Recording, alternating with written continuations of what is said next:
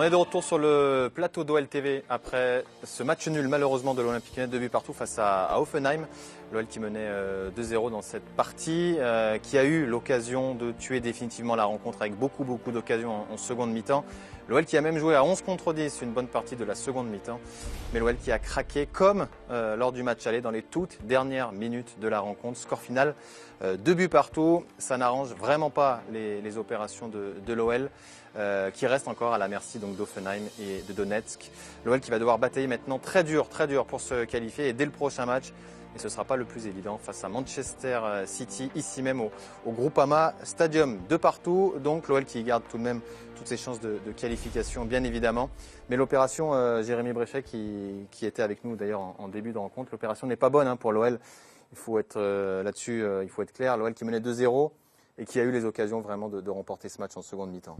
Ah oui, clairement, c'est même cruel. Le match n'est pas passé loin d'être parfait. Si on met ce troisième but, on n'est pas passé loin du troisième but, on fait ce qu'il faut. C'était un très très bon match. Tout le monde a été à la hauteur de l'événement. Mais malheureusement, c'est avec cette équipe-là d'Offenheim, il faut jamais rien relâcher. Et, même à 10 contre 11, ils ont réussi à revenir à 2 partout. Ouais, c'est dur, c'est cruel, parce que vraiment, ce troisième but, on est passé près. Et finalement, c'est 2 buts qu'on encaisse. Les Allemands qui n'ont effectivement rien lâché dans cette rencontre, mais on a eu le sentiment que quand l'OL a encaissé le premier but, on a un petit peu perdu le fil du match. Alors c'est peut-être un petit peu normal parce qu'on panique un peu, mais c'est vrai qu'à 2-1, la physionomie du match change totalement. Malheureusement oui, mais ça ne devrait pas être normal puisqu'on avait les choses en main. Je trouve que le système que Bruno a mis en place était parfait. On a été très proche d'eux et dans le combat physique et aussi techniquement on était meilleur qu'eux. Et c'est un match qui doit finir avec plusieurs buts d'avance. On a beaucoup de situations, des occasions, des centres devant le but et malheureusement parfois on a fait les mauvais choix ou on a eu un pied qui a traîné. Mais faut aussi les féliciter aussi Hoffenheim parce que souvent quand une équipe perd un joueur comme ça, un joueur expulsé, souvent on enlève un joueur de devant et eux, non, ils ont enlevé un joueur de derrière. Ça montre vraiment leur état d'esprit de jamais rien lâcher. Et finalement cette fébrilité on l'a payé sur la fin sur ce coup de pied arrêté cruel. Et on verra les statistiques, l'OL qui a eu beaucoup d'occasions, peut-être parmi les records, avec une trentaine de tirs dans la rencontre, mais qui malheureusement n'est pas parvenu à marquer ce troisième but qui aurait certainement définitivement entériné la victoire lyonnaise. Et donc, de plus beaux jours, on va dire, en Europe, même si, on vous le répète encore, rien n'est terminé dans ce groupe qui reste assez ouvert, hormis Manchester City. On va le découvrir d'ailleurs avec les résultats de cette 4e journée. Manchester City qui forcément fait la très bonne opération de cette 4e journée en l'emportant plus que facilement face à Donetsk. 6-0, Manchester City qui a vraiment trouvé son rythme de croisière désormais et qui est en tête donc de ce groupe F avec 9 points désormais et une large différence de but. L'OL est toujours deuxième après ce match nul avec 6 points, 3 points d'avance sur Hoffenheim et puis Donetsk avec 2 points qui ferment la marche mais qui peut encore croire en ses chances de qualification. La prochaine journée sera certainement décisive. On vous le rappelle que l'OL accueillera City et qu'Hoffenheim accueillera le Shakhtar Donetsk. Mais voilà, ça va être dur pour l'OL, il va falloir batailler jusqu'à la fin. On va aller voir Arnaud Rivenet qui est déjà présent du côté de la zone mixte. Arnaud Rivenet qui a commenté la rencontre en compagnie de Guillaume Gache. Arnaud, on l'a senti dans tes commentaires, il y a forcément beaucoup de frustration, de déception surtout au vu du scénario du match.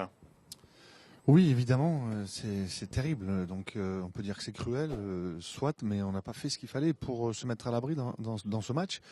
Donc, voilà, on le sentait venir. J'avais dit il fallait marquer 3 buts pour l'emporter aujourd'hui. Malheureusement, ça s'avère exact. Voilà. Par contre, on chapeau à ces Allemands qui ont pas du tout lâché mentalement. Ils étaient menés 2-0, ils avaient beaucoup de choses contre eux, une expulsion en début de seconde mi-temps. Et puis beaucoup d'occasions concédées. Le gardien qui les maintient en vie. J'ai en tête cette action de Nabil juste avant qu'il sorte, avec un arrêt formidable de Baumann. Voilà, donc après, bravo aux Allemands. Après, nous concernant, c'est vrai que ça pose beaucoup de questions parce que on a trop reculé alors qu'on était 11 contre 10. On avait le match en main, on était serein et dès qu'on a encaissé ce premier but, on a commencé à reculer. La peur nous a gagné et puis on a déjoué, donc à trop reculer et du coup le système de 3-5-2 n'avait plus d'utilité puisqu'on défendait trop et trop bas. Donc on n'a pas su jouer les ballons de contre, on a fait des très mauvais choix quand on a eu des situations à 3 contre 3 par exemple, des ballons perdus bêtement, des mauvais choix. Donc ça donne ce résultat et c'est terrible puisqu'on a l'impression vraiment d'avoir perdu ce match. On s'est posé beaucoup de questions, Arnaud, après le match face à Bordeaux, y compris avec Gérald Batti qui était présent sur notre plateau. On a l'impression qu'on n'a pas plus de réponses aujourd'hui, que voilà, le staff est toujours un petit peu dans le flou. On imagine après une rencontre comme ça où on mène 2-0 et on a le sentiment que tout est fait. Malheureusement, on repart avec un seul point. C'est compliqué encore de trouver des solutions là. Oui, ce qu'on peut avoir de plus comme information, c'est que ce groupe n'a pas de leader. Dès que ça commence à être compliqué, ça a tremblé dans tous les sens. C'est une équipe qui est jeune, certes, mais malgré tout, il y a quand même un peu d'expérience avec Marcelo, avec Jason Denayer. Donc c'est pas normal. Et la sortie de Nabil nous a été extrêmement préjudiciable. À partir du moment où il est sorti, on a l'impression que il nous manquait notre leader technique, celui qui aurait pu garder les ballons, faire les bons choix. Après, Nabil revenait d'une longue blessure et il avait l'adducteur qui sifflait, donc il a fallu le ménager un petit peu. Mais c'est pas normal qu'on soit autant désemparé quand nos capitaines nous quittent. Donc c'est vraiment dommageable parce que encore une fois, ça va être terrible de s'en remettre parce qu'après Bordeaux, on attendait beaucoup sur ce match-là. Vu la configuration du match, on avait fait vraiment l'essentiel en menant rapidement, en étant costaud, en étant solidaire. Mais une fois de plus, on dira qu'on a joué une mi-temps sur 2. Merci Arnaud, Jérémy, effectivement, Nabil Fekir qui a dû sortir. Nabil arrive, donc je vous demande 3 secondes. On va rester avec... bien évidemment, priorité au direct, voilà, avec le capitaine lyonnais. Salut Nabil. Ouais, avec Nabil, j'ai une terrible désillusion ce soir parce que vous aviez fait l'essentiel. Ouais, c'est pas une belle soirée pour nous. Voilà, je pense que en menant 2-0 à la mi-temps, surtout qu'après ils étaient réduits à 10, on tenait ce match. Mais on voit que dans le football, quand on relâche un peu les bras, on paye cash et ce soir on en a fait les frais. On a senti l'équipe perdre un petit peu ses repères à ta sortie. Et comment c'est possible en maîtrisant autant le match et de finalement se faire rejoindre? Non, c'est pas ma sortie. Voilà, c'est vrai qu'on avait le match en main, on le maîtrisait bien, on arrivait à placer notre jeu. Voilà, après, je pense que c'est ce but qui nous a fait mal. Là, c'est ce but qu'on a encaissé. Après, on n'était pas confiant et on l'a payé cash. Mais c'est triste parce qu'on avait fait un bon match dans l'ensemble. Ouais, on sentait une équipe qui paraissait dominatrice et en tout cas sûre de son fait en première mi-temps. Et effectivement, après ce premier but, on a senti une équipe extrêmement fébrile. Pourquoi? Ouais, c'est vrai. Ça, je peux pas le dire. Peut-être que 2-0, on s'est relâché. On s'est dit que c'était bon, que c'était gagné. Mais encore la preuve ce soir que dans le foot, rien n'est terminé avant la fin du match. Donc encore une fois, tout reste ouvert dans ce groupe, mais malgré tout, il y avait vraiment moyen comptablement de faire quelque chose de très intéressant ce soir, et malheureusement, c'est pas le cas. Ouais, on est déçus.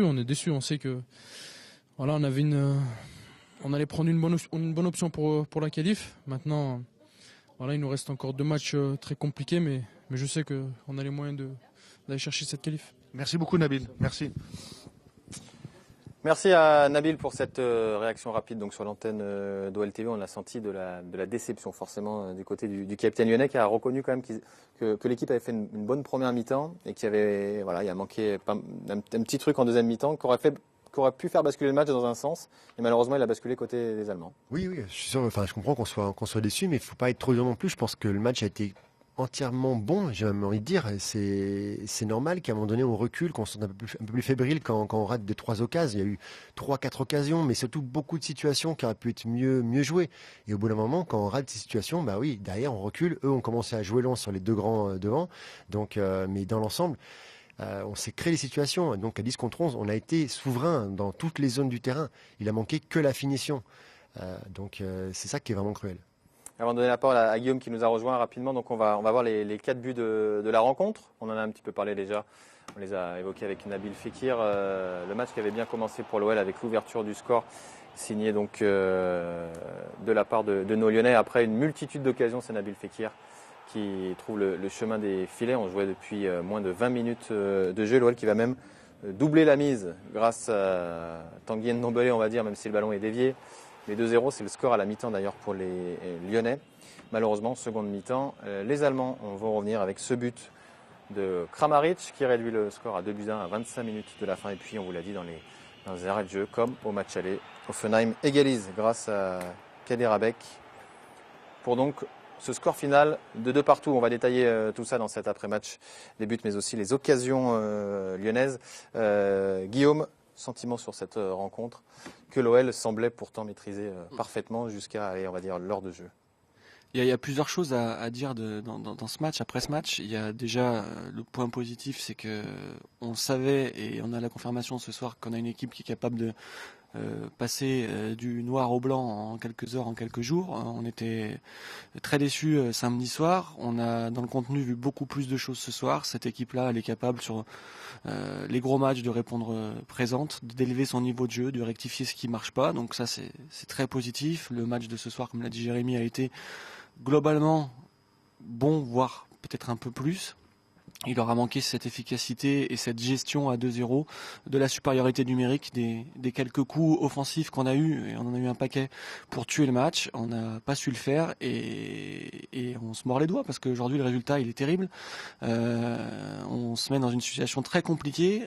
Si on prend le classement après les 2 matchs contre Hoffenheim qui s'arrêtent à 90 minutes, on a 10 points ce soir, on est qualifié, on attend le tirage au sort de décembre, on attend les 8e de finale. Là, on en a 6 et on va devoir aller se bagarrer chez nous contre City qui gagne tout depuis qu'on les a battus. Et on va devoir aller chercher un résultat en Ukraine le 12 décembre, il va faire moins 3000. Et eux, ils vont jouer leur dernière carte pour le printemps européen. Donc d'un côté, rassurer ou en tout cas confirmer que cette équipe elle est capable d'élever son niveau et que son vrai niveau, c'est sans doute plus celui de ce soir que celui de samedi. Mais terriblement déçu parce que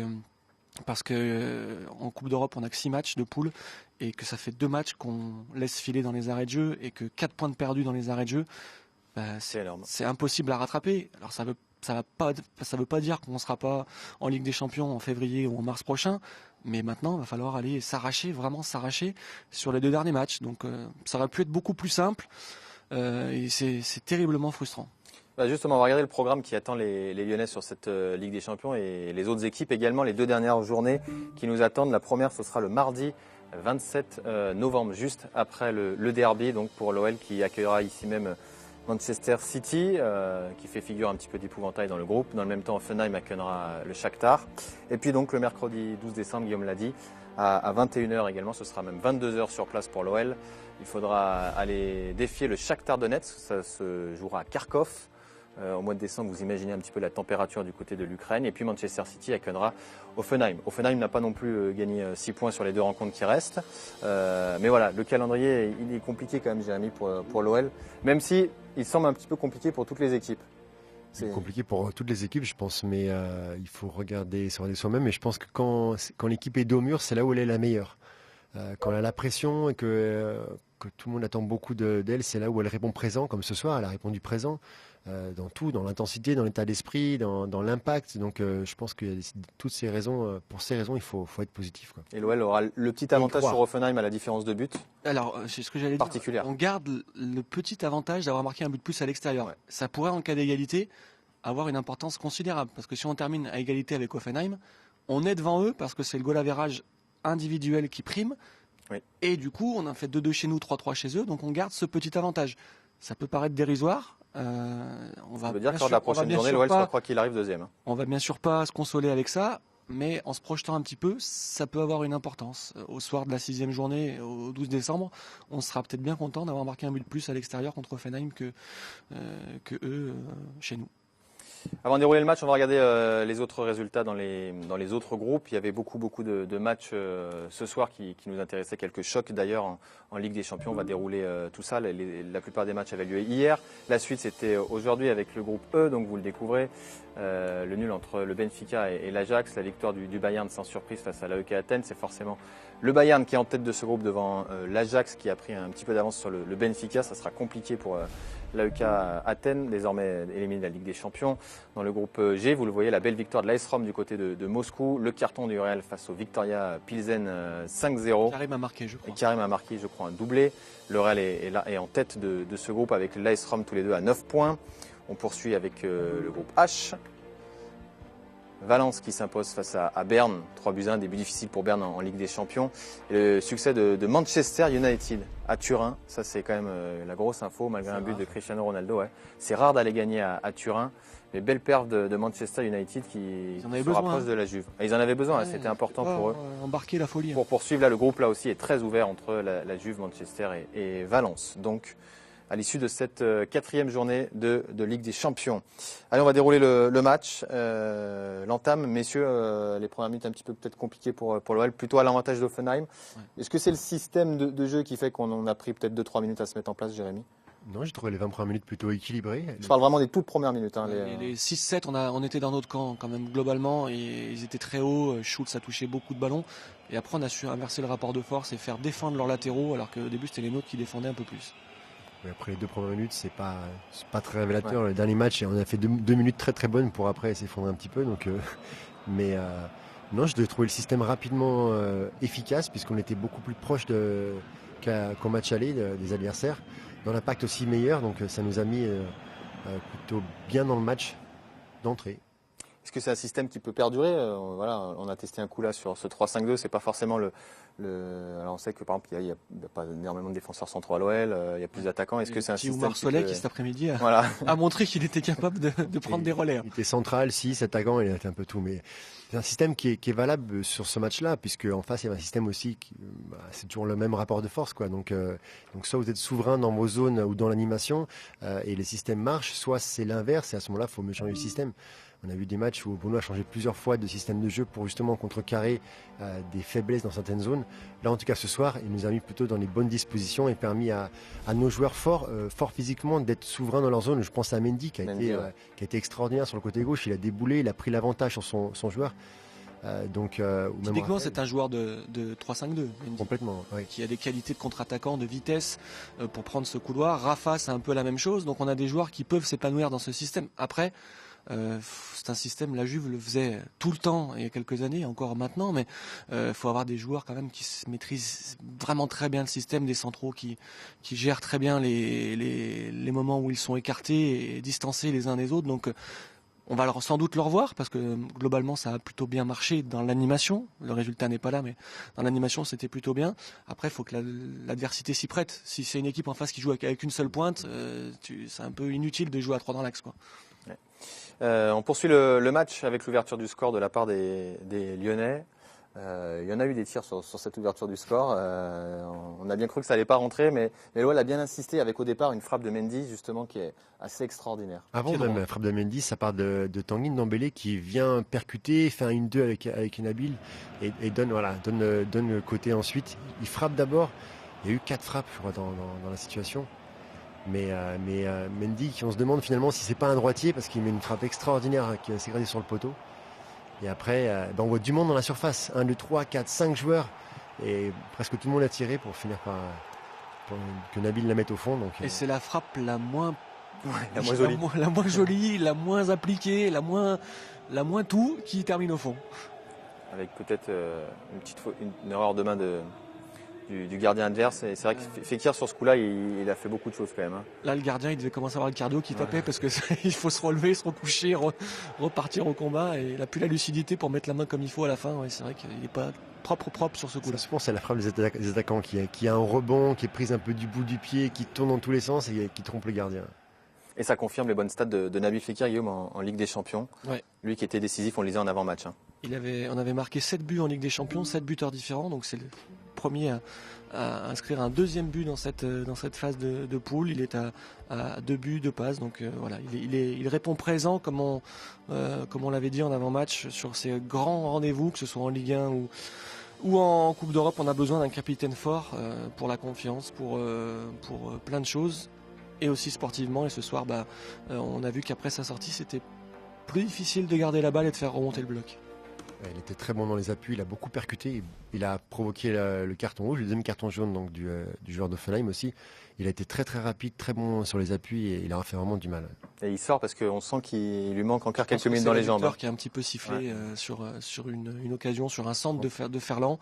Et ballon au deuxième poteau, il a du mal à maîtriser, il a du mal à repartir après cette action-là. Et on rappelle qu'il a été arrêté de plusieurs semaines après ça. 4 matchs sa blessure. Du PSG, Ouais, donc ça fait quand même une bonne période d'indisponibilité et voilà, faut se remettre un petit peu dedans. Un des hommes de cette première mi-temps aussi, c'est Anto Lopez qui en première mi-temps et ça confirme un peu ce qu'on dit depuis un moment sur lui.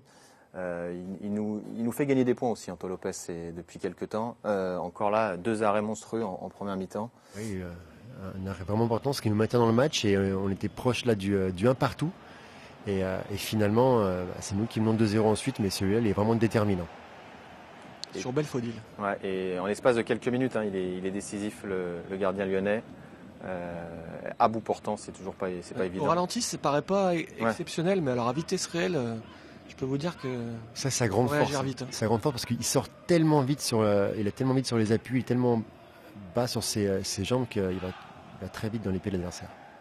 Et on voit le deuxième. Et c'est vrai que depuis le début de saison, Anto Lopez est très important dans les buts lyonnais. Voilà, pour notamment 2 de ses arrêts en première mi-temps. Il y en aura eu d'autres, mais voilà, il a fait son match encore une fois, le portier lyonnais. Et sur les 2 buts qu'il prend, la frappe de Kramaric, elle est pile poil dans le petit soupirail là-bas, elle est impossible à aller chercher, on verra les images après, mais puis sur le dernier but, il n'y a rien à faire. Rien à faire du tout, quoi. C'est terrible pour lui. Et dans la foulée de ces 2 très beaux arrêts d'Anto Lopez, il y a Tanguy Ndombele qui va surgir et qui va offrir un deuxième but à l'OL. Le but ne sera certainement pas accordé. Je suis pas sûr parce qu'elle est cadrée, je crois, sa frappe. Ah ouais. Après, bien déviée, elle est complètement déviée. Ouais. Et je crois que le critère numéro 1, c'est si la frappe initiale est cadrée. Elle peut être molle, le gardien peut l'accueillir tranquille, mais si elle est cadrée, et je pense qu'elle va... C'est dur à dire, Marc, tu me diras. Ce but-là, il est magnifique parce qu'il vient sur une attaque placée. Et il me plaît beaucoup parce que c'est un jeu à 3, et on n'en fait pas souvent des jeux à 3. Et généralement, c'est toujours initié côté gauche parce qu'Aouar, il est très fort dans le jeu combiné. Un jeu à 3 entre Nabil, Oussem et donc Ferland. Et Ferland met un centre rentré magnifique. Ouais. Monsieur Coupe d'Europe. Ouais. Tanguy, 62 matchs avec l'OL, 3 buts. 3 buts en Coupe d'Europe. Villarreal, à Hoffenheim à l'aller. Et ce soir, donc c'est quand même plutôt pas mal pour celui qui n'a joué que 8 matchs en Coupe d'Europe. Donc 3 buts en 8 matchs, il a des stats quasiment d'attaquant, alors qu'en championnat, il court toujours après son premier but avec l'OL. Et pour le moment, le but lui est accordé, en tout cas sur le site de l'UEFA. Ce sera peut-être modifié un peu plus tard, mais pour le moment, donc, le but est accordé à Tanguy Ndombele. Lui aussi, du coup, marque un deuxième but en Ligue des Champions cette saison, s'il lui est accordé. S'il lui est accordé. Voilà, meilleur buteur de la compète avec Nabil pour l'OL. 2-0 après 28 minutes de jeu. On ne peut pas rêver mieux dans un match de Ligue des Champions. Oui, c'était bien embarqué. On était dans un temps fort, quoi. Vraiment, on a fait un très très bon début de match et on sentait que l'équipe avait de l'allant offensif et surtout une solidité défensive qui était vraiment intéressante. Un petit mot avec Arnaud Rivenet peut-être dans le couloir des vestiaires, juste pour avoir un petit sentiment, un petit ressenti. Arnaud, pour l'instant pas trop de joueurs à ton micro. Est-ce que tu as quelques échos? Comment tu sens un petit peu la situation depuis la zone mixte? Alors comme d'habitude, énormément de déceptions côté lyonnais. On voit défiler les joueurs allemands qui font leur boulot. Ils viennent répondre à la presse. Il y en a eu 6 ou 7 qui sont déjà passés. Nous on a vu donc Nabil Fekir et Jason Deneyer uniquement. Le président va venir à notre micro dans quelques instants. Il répond à nos confrères de RMC. Voilà, donc pour l'instant ça s'anime surtout côté allemand. Moins côté lyonnais, pour tout vous dire. Anto Lopez est parti 5 minutes et demie après le coup de sifflet final, changé en costume, donc il a quand même pris sa douche. Mais bon, ça dénote aussi, je pense, une énorme déception et frustration, beaucoup de colère, sans doute pour lui aussi, parce que, vous le disiez, il a encore été très bon ce soir, il a encore maintenu son équipe à flot, il nous a préservé en première mi-temps de revenir avec un but inviolé et au final ça se termine encore par 2 buts encaissés. Donc pour un gardien, un compétiteur comme Anto, on peut le connaître, parfois il préfère s'en aller vite plutôt que de dire des bêtises, donc je pense que c'est l'option qu'il a choisie ce soir. Effectivement, Nono, c'est vrai que quand Anto Lopez sort au bout de 5 minutes, c'est que généralement il n'est pas satisfait du résultat. C'est terrible pour lui. Et c'est terrible collectivement, mais pour lui, on le disait, c'est encore pire. Il fait un gros match, il prend 2 pions, il peut rien faire. C'est horrible. C'est une soirée horrible pour lui. Quand on connaît en plus son attachement au club, ça doit être un sentiment cruel pour lui. Allez, on retourne voir Arnaud Rivenet qui nous avait promis le président, Jean-Michel Aulas, à son micro. Effectivement, président qui a la gentillesse de venir nous voir. Président, terrible désillusion ce soir, très terrible déception. Ouais, faut utiliser les mots avec, je pense, plus de justesse. Désillusion, oui, sur la forme, parce que quand on mène contre cette excellente équipe, bon, je l'avais identifié dès le match aller, on ne doit pas se faire remonter. Bon, ceci étant, quand on analyse de manière objective le résultat et le classement, on garde toutes nos chances de se qualifier. Donc je pense qu'il faut arrêter de jeter le manche après la cognée avant même d'avoir tiré toutes les cartouches. Il faut, je pense, analyser. C'est vrai que à 11 contre 10, on aurait dû continuer de jouer et probablement réussir dans ces 29 tirs que l'on a eu à marquer un troisième but, ce qui aurait réglé le problème. Voilà, il y a eu un peu de malchance. On n'a sûrement pas pris les bonnes options, mais ceci étant, voilà, c'est pas une désillusion parce que pour le moment, on n'est pas définitivement qualifié, mais on n'est pas non plus définitivement éliminé. On reste deuxième avec 3 points d'avance sur Hoffenheim. Nous avons fait 2-2 ici et 3-3 à l'extérieur, donc au goal average particulier, on sera évidemment devant Hoffenheim. Donc voilà, c'est vrai que c'est terrible, mais c'est pas une désillusion. D'accord, président. Mais ce que je veux dire par là, c'est dans la configuration du match, et à l'aller c'était déjà pareil. C'est encore un but dans le temps additionnel, et c'est ça qui fait mal. Ouais, mais bon, tous les gens qui ont joué au foot et vous avez joué de manière beaucoup plus efficace que d'autres qui sont ici. Vous savez très bien qu'il y a quelquefois des faits de jeu qui sont irrésistibles et que l'environnement ambiant qui est pas toujours favorable à cette équipe peut se traduire par un manque de confiance, qui a été le cas parce qu'on menait 2-0 et c'est vrai qu'on s'est un petit peu arrêté de jouer. Alors certains diront oui, mais c'est inadmissible, bon, ou c'est terrible. Et puis d'autres diront on n'était pas loin de faire un exploit parce que c'est vraiment une très bonne équipe, cette équipe d'Hoffenheim.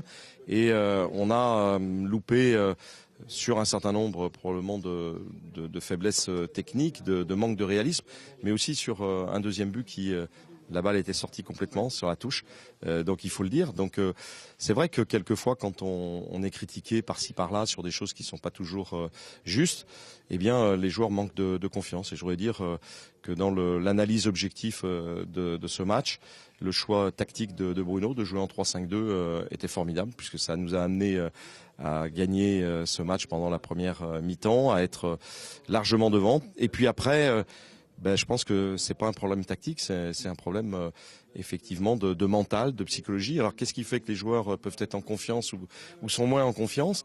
Bon, il y avait aujourd'hui des choses un peu terribles dans les journaux, où on essaye d'opposer le président avec des joueurs, on essaye d'opposer les entraîneurs ou l'entraîneur avec ses joueurs. Non, je pense qu'il faut essayer d'être positif comme on l'est, assez serein. Pour le moment, c'est vrai qu'on n'a pas obtenu ce qu'on souhaitait, ce qu'on méritait d'obtenir, parce que 29 occasions sur un match contre une équipe d'Hoffenheim qui est une très très bonne équipe. Je l'avais déjà dit au match aller, je le redis aujourd'hui. C'est pas ce qu'on cherchait, c'est pas ce qu'on aurait dû avoir, mais c'est pas non plus catastrophique. Donc il faut pondérer. Mon sujet aujourd'hui, c'est de donner confiance aux joueurs pour qu'ils puissent, quand on mène 2-0 à 10 contre 11, 11 contre 10, eh bien résister et avoir la confiance qui est nécessaire pour pouvoir traduire ce match en un résultat totalement positif. En tout cas, la bonne nouvelle, président, c'est que le public a répondu présent et qu'il a mis une belle ambiance. Ouais, c'était magnifique, c'était contre Bordeaux. Et puis il faut dire aussi que ce public dans un Groupama Stadium avec près de 54 000 personnes était extrêmement positif à l'endroit de son équipe. C'est vrai aussi qu'on est dans les meilleures conditions possibles pour pouvoir réussir et qu'il faut vraiment que il y ait un soutien qui soit pas uniquement un soutien, je dirais, de l'instant. Il faut savoir qu'on est en compétition, on est là pour arriver à se qualifier. On est là aussi pour être très proche du podium en championnat. On va aller jouer un match très important à Guingamp samedi.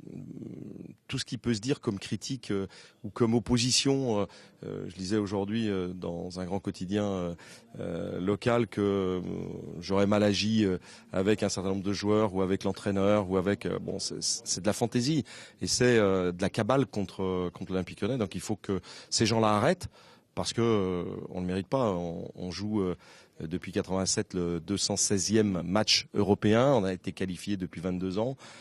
Aucune équipe ne le fait. On n'est partout admiré.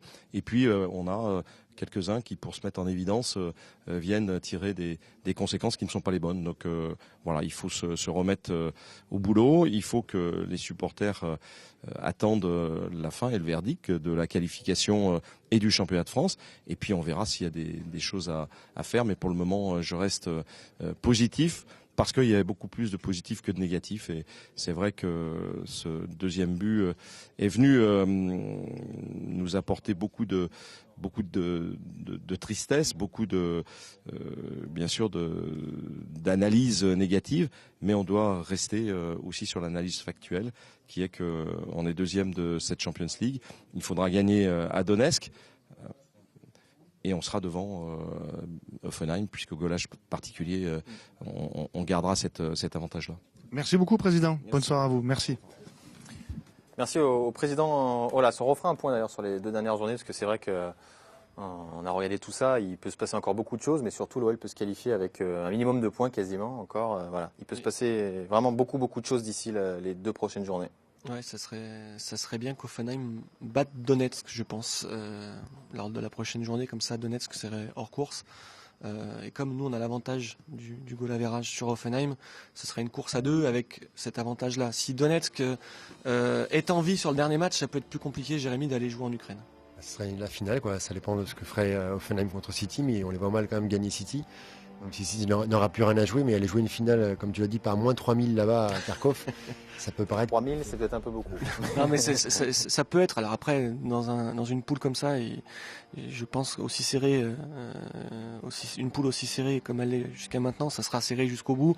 Et je pense qu'on aura des rebondissements au bout de la 6e journée dans les arrêts de jeu, en espérant que ce soit pour une fois favorable à l'OL dans ces arrêts de jeu. Mais c'est vrai que vaut peut-être mieux aller en Ukraine face à une équipe qui est éliminé de toute compétition européenne. Ça serait peut-être mieux, même si ça sera quoi qu'il arrive pas simple d'aller jouer à Kharkov contre Donetsk.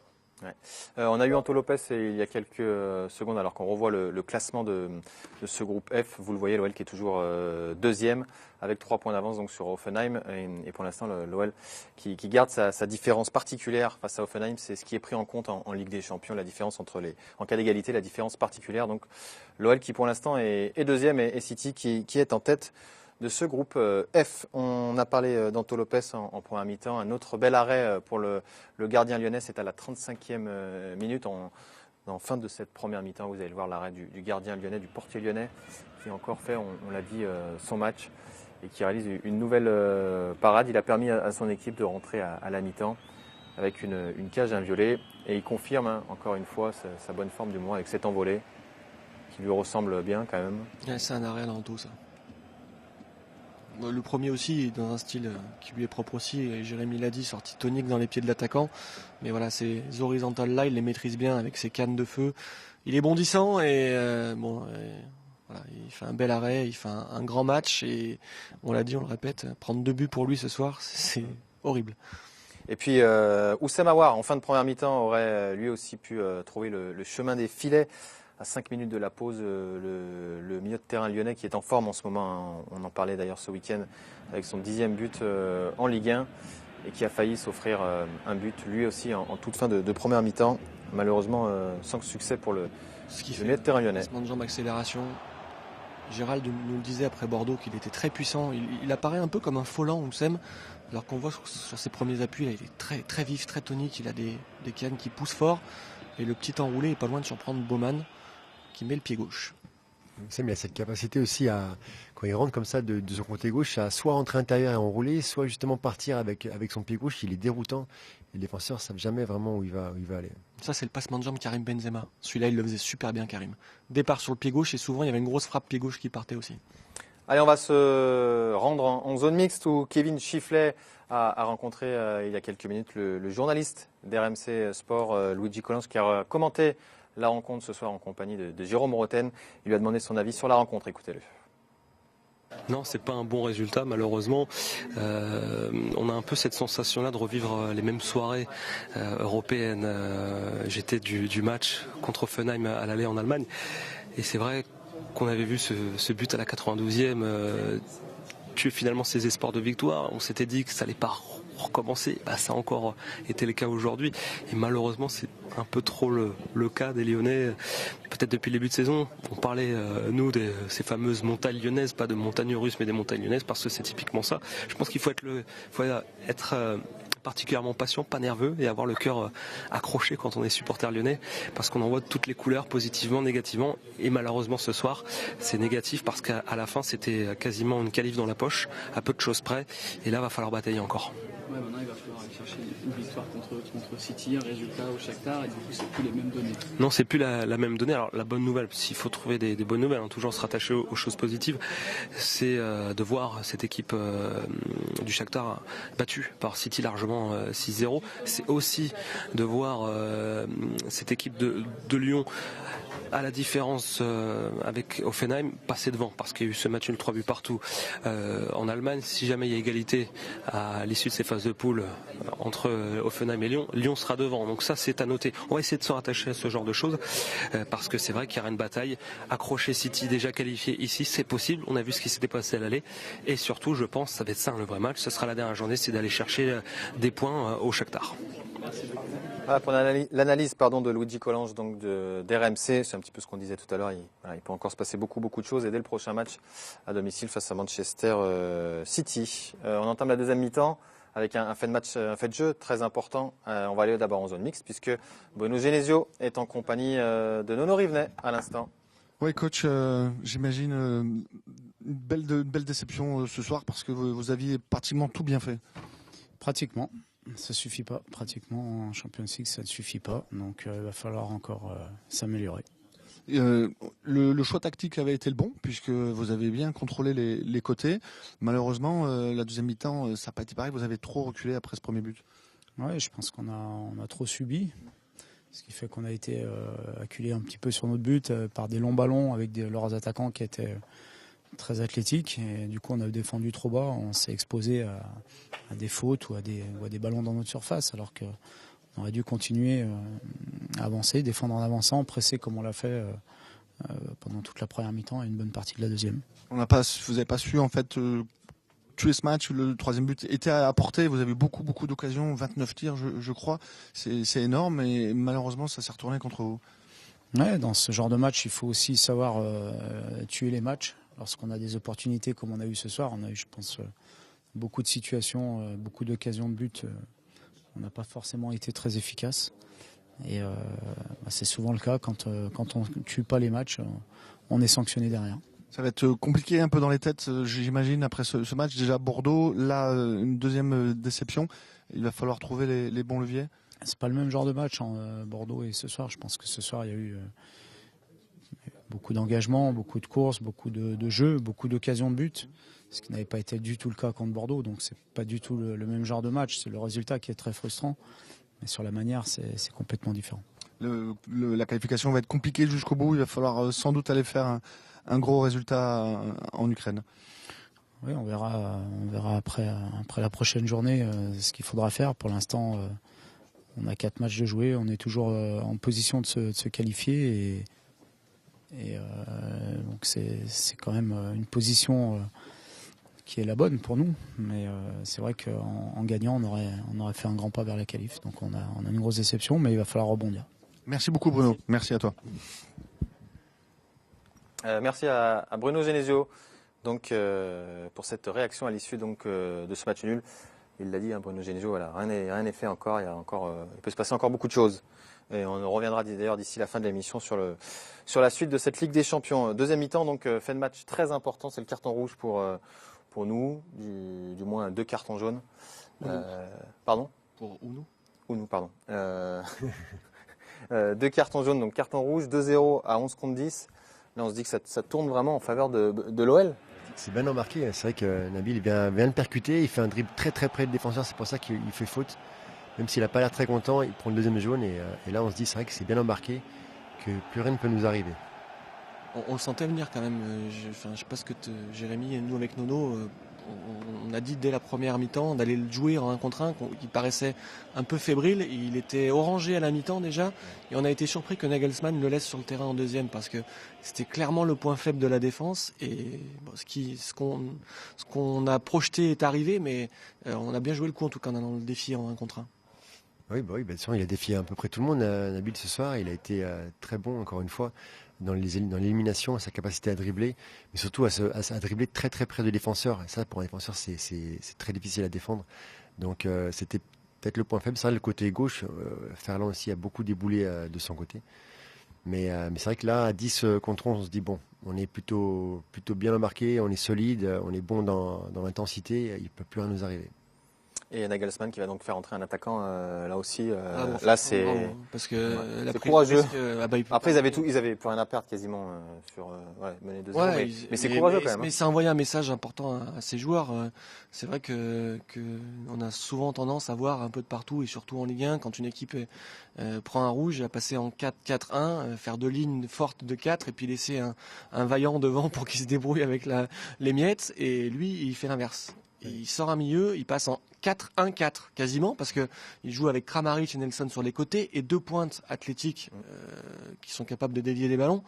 C'est un vrai message qu'il envoie à ses joueurs. Les gars, il y a 2-0, on est 10, mais on n'est pas mort. Oui, après là, on salue un peu cette prise de risque en disant que c'est bien joué, mais ça tient vraiment au manque de justesse dans la finition de l'OL, parce que sinon ça peut finir S'ils prennent le 3e, ils explosent. C'est fini, quoi, ils explosent. Donc, Ouais, et on les a sentis d'ailleurs un petit peu à la merci de toutes les occasions lyonnaises, et c'est d'ailleurs la prochaine étape. L'OL qui a eu quand même un nombre d'occasions assez incroyable en l'espace de 15-20 minutes. On ne comprend pas encore aujourd'hui comment l'OL n'a pas plié le match. On a retenu quelques occasions, il y en a eu beaucoup, on ne va pas tout vous les montrer. 5 grosses après l'expulsion. Mais voilà, que ce soit pour Nabil Fekir ou Semawar, on a vu aussi Ferland Mendy. Là, l'OL doit tuer le match dans ces cas-là. En Coupe d'Europe, il faut. Ah oui, complètement. On s'est créé des occasions, mais aussi beaucoup de situations mal gérées, des mauvais choix. Alors c'est simple de juger comme ça, parce que là, celle-ci, par exemple, c'est pas facile à créer, mais on a du monde dans la surface. Et je pense que là, Tanguy doit frapper lui au lieu de décaler Oussem. Il a l'occasion de frapper peut-être avant, mais c'est pas la plus franche celle-ci encore. C'est pas la moins bien négociée celle-là. Moi aussi. Ouais, ça va voir Nabil Fekir aussi qu'on aura une très très grosse durant cette période-là. Mais c'est vrai que c'est vraiment dommage, parce que comme tu l'as dit, Jérémy, ça aurait pu à 3-0 là, c'était plié pour l'OL, et surtout ensuite après à 11 contre 10. Mais voilà, comme on le dit souvent, il faut les mettre au fond ces occasions-là. Oui, celle-ci aussi, les jambes de feu de Ferland, il déborde bien 2 joueurs, et puis le petit ballon piqué astucieux. Nabil, le ballon il vient parfaitement pour la volée, et presque la volée est trop parfaite, puisque finalement elle est en pleine poitrine du gardien d'Offenheim. Alors que s'il avait mis une volée ratée avec un rebond, comme ça frappe en première mi-temps au fond. Ouais, mais non, c'est souvent comme ça en plus. Et puis, comme il se passe souvent dans le football, quand on manque les occasions, l'adversaire, on se fait punir, on en profite avec un but de l'inévitable, on va dire, on en reparlera dans un instant. Kramaric qui, juste après l'heure de jeu, a réduit le score, et là il reste du temps derrière, il reste 25 minutes quasiment. Mais c'est un but un peu discutable, parce qu'au départ il y a peut-être une faute sur Tanguy, le ballon qui presque sort, il me semble. Il n'est pas sorti visiblement, mais pas loin. Et c'est là où je trouve que ça montre qu'on est vraiment sur un fil en ce moment, c'est que il fait un beau déboulé Kramaric, ok, mais sur la frappe le ballon passe entre les jambes de Jason Denayer, et ça joue une demi-étoile. Et là, ça peut très bien finir. On va voir, ça passe juste entre ses jambes. Il la touche en plus, et peut-être que le fait qu'il la touche, ça trompe Anthony Lopez. C'est dommage, parce qu'elle vraiment. On n'est pas franchement déstabilisé sur ce coup-là. On se jette. Kramaric, il fait juste la frappe qu'il faut, quoi. Ouais, et le ballon, ça se joue à pas grand-chose, à 5 cm, quoi. Si elle est plus touchée, elle est freinée, et peut-être qu'Anthony la prend. Donc c'est pour ça qu'en ce moment, j'ai l'impression que la moindre demi-erreur, on la paye cash. Et là, on est à la 65e, et là, aïe. Allez, direction la zone mixte. Nono Rivenet avec Marcelo. Oui, avec Marcelo qui a la gentillesse de venir nous parler. Marcelo, quel sentiment tu as après ce match? Yeah, it's a point again, because he was leading the game 2-0, and then we had a chance to score the goal. We had a chance to finish the game, and we conceded 2 goals in the second half. We play with 10, with 11 players against 10. So fortunately today we had a chance to be very close to qualify to the next round. But we're also alive, so we have to think about the next game now. That's it. Okay. Alors, bon, ce qui dit succinctement, donc ils ont eu la chance de mener 2-0. Ils étaient à 10 contre 11 et malheureusement ils n'ont pas su tuer ce match et ils avaient des grandes possibilités de pouvoir se qualifier pour le prochain tour. Marcelo, vous avez joué dans un nouveau système à trois défenseurs centraux. Ça avait l'air de bien fonctionner et malheureusement ça n'a pas suffi. Yeah, I think we did a very good job. We trained and enjoyed the week of this system, and we knew it could be very difficult for us because it's the first game we played this. But I believe we did very well, especially in the first half and second half also. But when we play with 11 players, it was a little bit difficult because we lose a little bit the how to say that in English, the position. But in the end, I believe in the general was positive. Was very positive. Donc il dit qu'ils ont bien travaillé, qu'ils n'avaient jamais joué dans ce système cette saison, qu'ils avaient beaucoup travaillé aussi à l'entraînement ce système, qu'ils ont bien senti. Et seconde mi-temps, ça a été plus compliqué quand ils étaient à 11 contre 10 parce que voilà, les positionnements n'étaient pas les mêmes, ils ont trop reculé. Pour la qualification maintenant, ça va être plus compliqué. Il va falloir sans doute aller faire un résultat à Donetsk. Yeah, but we had chance. We are still in the second place with 6 points. If we win the next game, we won away the game against Manchester City. I think we are there. So there's 2 games left. We keep fighting. We keep believing that we can do it. So I think everyone should believe in us as well. Okay. Thank you very much, Marcelo. Thank you. Bye bye. Donc voilà, ils ont, comme il le dit, ils ont 6 points, donc ils ont encore toutes leurs chances. Il va falloir aussi voir ce qui se passe contre Manchester City, parce que voilà, on parle de Donetsk, mais c'est vrai qu'il y a un match avant, c'est vrai. Et donc voilà, ils croient en leurs chances et ils vont tout faire pour essayer de se qualifier. Bravo à Nono, qui en l'espace de quelques jours a fait un bond en anglais assez impressionnant. Mais Bravo il a quand même dit, pour être très précis dans la dernière réponse, que si on battait City, on était qualifié. Ouais, et il a raison. Et on confirme. C'est vrai. Si on bat City, on est qualifié et on n'a pas besoin d'aller à Donetsk pour. Faudra y aller parce que forfait, ça va pas le faire. Oui, tu m'as compris. Ouais. Mais en tout cas, très bon. Précision importante, c'est l'OL bat City ici à domicile dans une quinzaine de jours.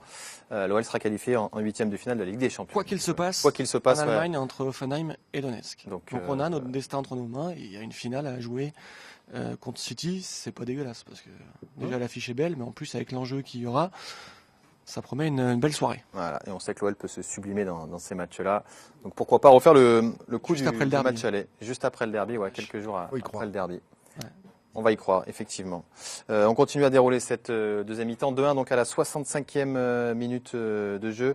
Et il s'est encore passé beaucoup de choses. On va voir la dernière occasion de Nabil Fekir, notamment juste avant de sa sortie.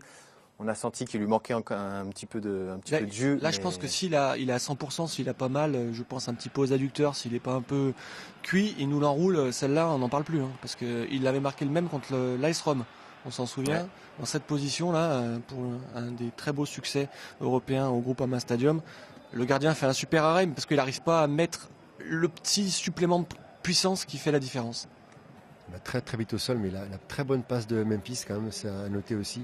Qui rentre à l'intérieur, qui met un très bon ballon à Nabil, qui se retourne vite. C'est dommage, parce que c'était vraiment une belle occasion. Ouais. Allez, autre réaction, cette fois-ci en compagnie de Kevin Chifflet, qui a eu l'occasion de rencontrer il y a quelques minutes seulement Lucas Touzard, l'analyse du match du milieu de terrain lyonnais. Oui, voilà, deux mi-temps bien différentes. On a eu une première mi-temps où voilà, on a fait une très bonne mi-temps. Ça nous permet de revenir avec un avantage conséquent à la pause. Malheureusement, on n'arrive pas à garder cet écart et on n'a pas su mettre le troisième pour se mettre à l'abri. Et on perd 2 points, mais on n'a toujours pas perdu dans cette compétition. On est encore en course pour la qualification. C'est important, ça aussi. C'est important. C'est vrai que pour moi, c'est le seul point positif de la soirée.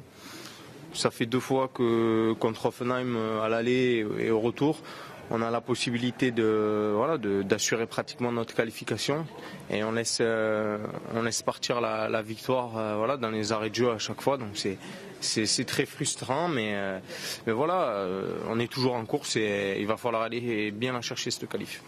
Merci Lucas. Voilà la réaction de Lucas Touzard, les Lyonnais qui croient forcément encore à la qualification. On va finir de dérouler ce match avec donc les arrêts de jeu et ce qu'on pressentait sur un coup de pied arrêté. Hoffenheim qui a égalisé donc à la 91e minute, comme au match aller. L'OL qui se fait piéger dans les arrêts de jeu. Encore plus dur à encaisser ça. Oui, c'est sur un coup de pied arrêté tiré du côté. On voit que c'est Bertrand malheureusement qui ne suit pas son joueur. Il est un peu trompé par la déviation de premier poteau. Il pense que le ballon va être dégagé et Hoffenheim, eux, ils y croient jusqu'au bout et tout seul devant Anthony. Anthony peut vraiment rien faire. Là, c'est à bout portant. Ils ont un max de réussite parce que voilà, après c'est. Ouais, mais là c'est souvent un attaquant qui défend dans la surface, il s'arrête et il est omnibulé par le ballon, il ne regarde pas son joueur, son marquage, il lâche le marquage et voilà, c'est malheureux. On va le voir, le ballon qui vient légèrement toucher le pied d'Anto Lopez là sur ce ralenti. Ça se joue à rien malheureusement. Score final donc 2 buts partout dans cette rencontre. Guillaume, l'OL qui encaisse beaucoup trop de buts en deuxième mi-temps. C'est un mal depuis le début de saison. Ouais, en Ligue 1, c'est quand même sur les 14 buts encaissés, on a encaissé 11 buts en deuxième mi-temps, dont les 6 derniers qu'on a encaissés, le quadruplé d'Mbappé, le but d'Angers et le but de Bordeaux, tous après le repos. Sur ces 14 buts encaissés, on a encaissé la moitié 7 entre la 60e et la 75e. Vraiment un quart d'heure faible.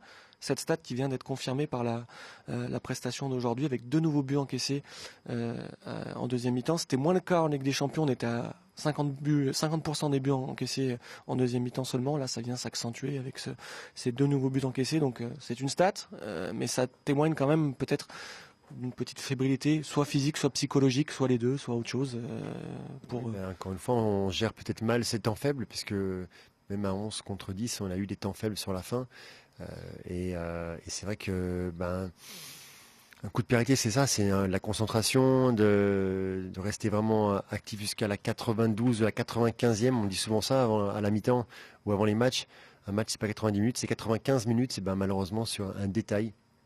On lâche un marquage, on n'est pas concentré, et puis ça voilà, c'est au fond, quoi. Mais c'est vrai que c'est vraiment cruel.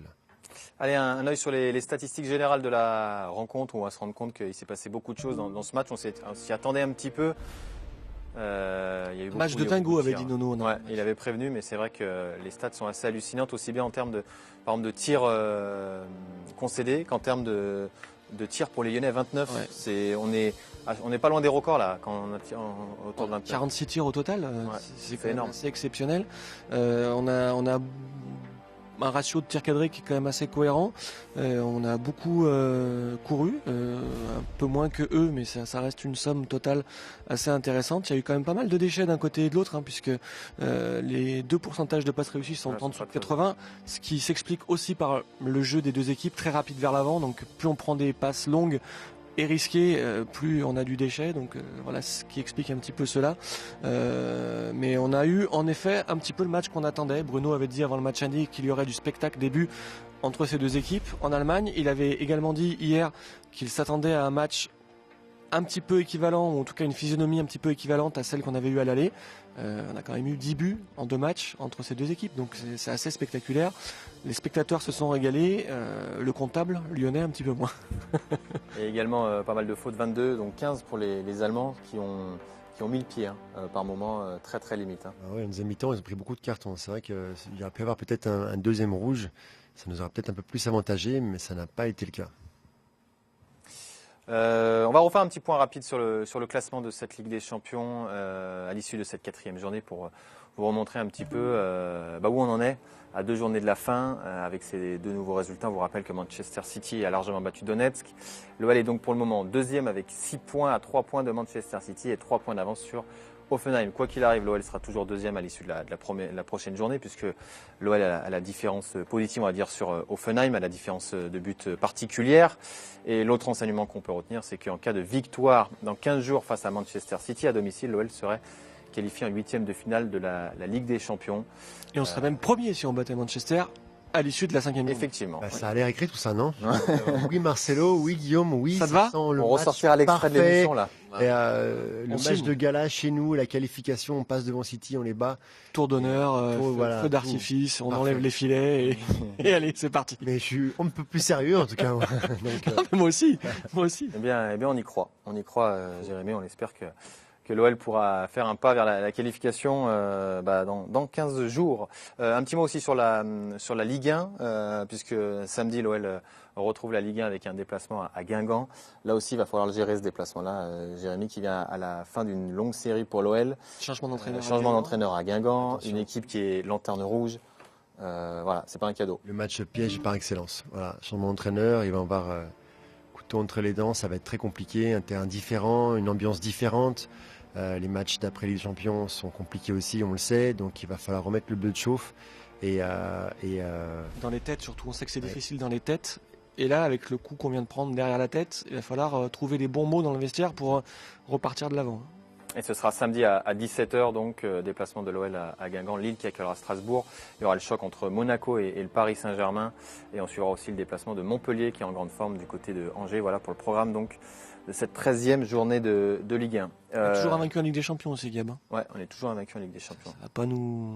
Et dans tout ça aussi, on a retrouvé quand même des joueurs à un niveau qu'on leur connaît, quoi. Je veux dire, Ferland, Oussem comme d'habitude, mais Nabil de retour, Tanguy aussi qui revient vraiment. Donc il y a beaucoup d'éléments positifs pour ce soir quand même à retirer. Et puis si vous ne l'avez pas suivi cet après-midi, un petit mot sur la Youth League également qui affrontait Offenheim. Là aussi match spectaculaire cet après-midi du côté du Groupama Well Training Center. On va revoir les buts de la rencontre. L'OL qui avait ouvert le score grâce à Hamza Rafia en première mi-temps. Après un déboulé d'Oumar Soleh notamment. L'OL qui malheureusement va se faire égaliser juste avant de revenir au vestiaire. On a déjà vu ton film. Ouais. C'est bon. Deuxième mi-temps, Offenheim qui prend l'avantage à l'heure de jeu, mais l'OL qui va bien réagir grâce notamment à Tewen Dika, buteur, et qui va égaliser. Lyon qui va même prendre l'avantage sur penalty cette fois-ci, grâce à un homme qui fait beaucoup parler de lui en Youth League notamment, c'est Lenny Pintor. 3-2, on pensait que l'OL allait l'emporter, mais comme un petit peu à l'image des pros, dans les toutes derniers... Sur un coup de pied arrêté. Voilà, sur un coup de pied arrêté, Offenheim va égaliser à 3 buts partout. L'OL est là aussi deuxième. Encore un défenseur, c'est un défenseur qui marque là. Ouais, c'est un défenseur latéral gauche. Là, c'est le latéral droit, c'est ça. Et l'OL qui peut toujours croire à sa qualification, deuxième donc de Youth League. Là aussi, il faudra battre Manchester City dans 15 jours. La journée va être belle quand même pour l'OL avec deux chocs importants. C'est Offenheim qui est en tête de cette Youth League devant l'OL et Manchester City et Donetsk qui ferment la marche avec un point. La première place directement qualificative pour les huitièmes de finale. La deuxième place qualificative pour un barrage avant les huitièmes de finale. L'OL qui a encore donc toutes ses chances bien évidemment de se qualifier. Voilà, donc on a fait le tour de toute l'actualité. On reviendra sur tout ça bien évidemment demain avec une belle journée encore sur OL TV.